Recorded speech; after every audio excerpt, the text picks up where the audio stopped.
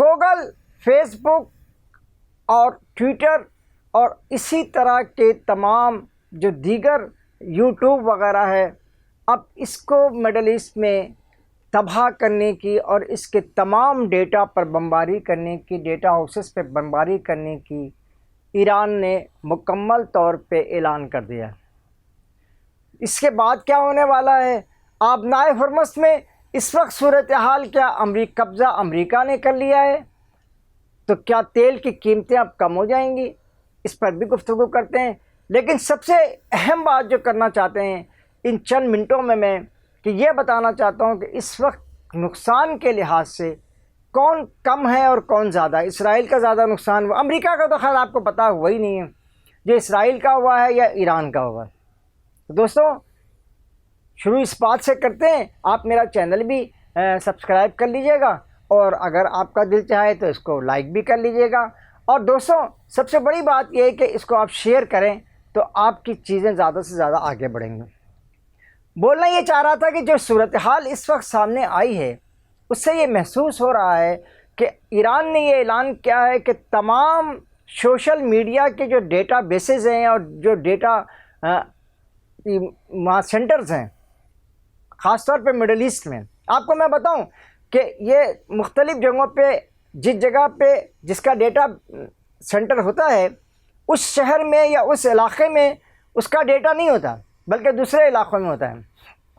یعنی middle asset میں آپ کو پتہ ہے اسرائیل میں ہے، قطر میں ہے، بحرین میں ہے اور متحدہ عرب امارات میں ہے، لیکن یہ صورتحال اب ایسی نہیں ہے کہ جو سبھی کے ڈیٹے جو ہے نا وہ مختلف جگہوں پہ رکھ کر کے یا تو معلومات حاصل کی جاتی ہے یا بتایا جاتا ہے کہ اب ہونے کیا والا ہے۔ دوستوں میں آپ کو بتاؤں کہ اس وقت اگر ایران نے یہ اعلان کیا ہے کہ وہ ڈیٹا بیسز کے جو سینٹرز ہیں ان کو وہ تباہ کر دے گا، اس کے بعد کیا ہوگا؟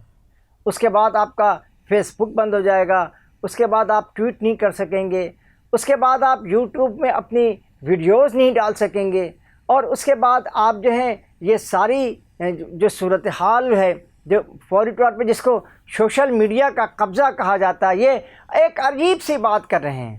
کہ سوشل میڈیا کا جو قبضہ ہے وہ اتنا نازک ڈالی پہ بنا ہوا ہے کہ وہ جب چاہے بند کر دیا جائے اور جب چاہے تباہ کر دیا جائے۔ تو یہ ساری ایسی صورتحال بنی ہوئی ہے جس سے یہ محسوس ہو رہا ہے کہ اس وقت جو ڈیٹا بیسز پہ حملہ کرنے کی کوشش کی جا رہی ہے۔ دوسری بات جو ایران نے کہی ہے وہ یہ ہے کہ اس وقت میں جو بینکس ہیں، عالمی بینکس جو ہیں اس وقت، یعنی امریکہ کے، برطانیہ کے اور چند جگہوں پہ اسرائیل کے بھی بینکس ہیں، اسرائیل کے بینک صومالیہ تک ہے، تو اس کو بھی میں ہدف بناؤں گا، اس لیے کہ ایران پر ایرانی بینک کو جو ہے نا وہ اسرائیل نے ہدف بنایا ہے۔ دوستوں یہ میں آپ کو بتاؤں کہ یہ بینکس جو امریکہ دوسرے دیگر ممالک کے بینکس ہیں، تو یہ آخر مڈل ایسٹ میں کیوں بنائے جاتے تھے؟ جہاں بہت زیادہ پیسہ آتا ہے وہاں بینک بہت تیزی کے ساتھ جو ہے نا وہ بنائے جاتے ہیں، ان کے برانچز بن رہی ہوتی ہیں۔ اور اب یہ بھی بتایا گیا ہے کہ ایران نے یہ کہا کہ آپ تقریباً اس سے 1 سے 1.5 کلومیٹر دور رہیں اے ٹی ایم سے، اور کسی بھی بینک کو جو بند کر دیا جائے گا۔ جنرل پرویز مشرف کے دور میں پاکستان میں بھی آپ کو پتہ ہے سٹی بینک بھی تھا، اور آپ کو ایک یونین بینک جس میں شوکت ترین، جنہوں نے نکلتے سب کچھ بدترین کر دیا تھا، وہ بھی وزیر خزانہ رہے ہمارے، تو انہوں نے بینکاری نظام میں جو یہ اس وقت سروس چارجز ہیں نا، یہ انہی شوکت ترین صاحب کا ہی نافذ کیا ہوا ہے۔ ان کی ایک بلڈنگ جو ہیبرٹ شارع فیصل پہ آپ دیکھتے ہیں، ہیبرٹ کی جو اس کے بالکل برابر میں بہت بڑی سی بلڈنگ تھی، اس بلڈنگس میں جو ہے نا وہ یونین بینک کا اور بے تحاشا انہوں نے یہاں لوگوں کو کارڈ جاری کیے، کریڈٹ کارڈ جاری کیے، اور مختلف گولڈ کارڈ اور سلور کارڈ یہ سب انہوں نے یہاں جاری کیے۔ اسی طرح سٹی بینک تھا، اور بہت عرصے پہلے پاکستان میں امریکن ایکسپریس بینک بھی تھا، اور وہ یہ جو آپ ہوٹل میٹروپول ہے اس کے نیچے برانچ دکانیں ہیں اس میں وہاں پہ موجود ہوتا تھا۔ اس کے علاوہ اسٹینڈرڈ چارٹرڈ اور گرین لیس بینک جو اس وقت ہے امریکن بینک، یہ بھی پہلے اسٹینڈرڈ چارٹرڈ الگ ہوتا تھا اور گرینڈلس بینک الگ ہوتا تھا، اس کی برانچز بھی پاکستان میں موجود تھیں، اور اسی طرح سے مڈل ایسٹ میں پورے پاکستان سے جو ہے نا، پوری دنیا سے جو لوگوں کے پیسے آتے ہیں وہ مڈل ایسٹ میں ان بینکوں میں رکھے جاتے ہیں جن بینکوں کو اسلامی بینک یا انہوں نے مزید اسلامک برانچز کھول رکھی ہیں۔ یہ ایسی صورتحال ہے کہ ایک طرف تو گوگل کو ہٹ کرنے کی بات ہو رہی ہے، دوسری جانب یہ کہا جا رہا ہے کہ بینکوں کو ختم کر دیا جائے گا، یعنی آپ اپنے بینک سے پیسے بھی نہیں نکال سکتے اور بینک والے اپنے بینک خالی کر دیں۔ تو ایسا حال ہو گیا ہے اس وقت کہ جس کی وجہ سے اب اس وقت اگر آپ مڈل ایسٹ میں چلے جائیں تو میں آپ کو اس سلسلے میں ایک بات بتاتا چلوں۔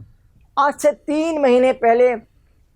میرے چند بزنس مین دوستوں نے مجھے کہا کہ بھائی ایک خبر لگاؤ کہ امارات والے جو ہے ویزا جاری نہیں کر رہے۔